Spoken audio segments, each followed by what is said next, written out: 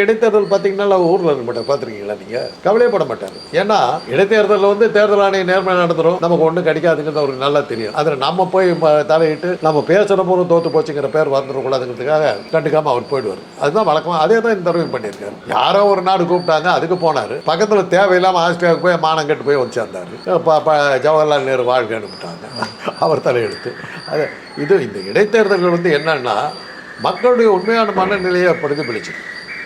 புரியுதா? அது வழக்கமாக நம்ம என்ன சொல்கிறோம்னாக்கா ஆளுங்கட்சியருடைய செல்வாக்கெல்லாம் இருக்கும்போது இடைத்தேர்தல் நம்ம எப்படி வெற்றி பெற முடியும்? பொது தேர்தலும் ஆளுங்கட்சியாக இருக்கும்போது தான் நடக்குது. உண்மையான தேர்தல் நடக்கணும்னா நம்ம நாட்டை பொறுத்தவரையிலும் இன்றைக்கி ஆளுங்கட்சியாக இருக்கிற இந்த அரசு வந்து ராஜினாமா பண்ணிட்டு கவர்னர்கிட்டையும் குடியரசுத் தலைவர்கிட்டையும் நாட்டை ஒப்படைச்சிட்டு எல்லாரும் ஒன்றா நின்னா தான் நேர்மையான தேர்தல் நடக்கிறதுக்கு இந்த நாட்டை பொறுத்தவரை முடியும்.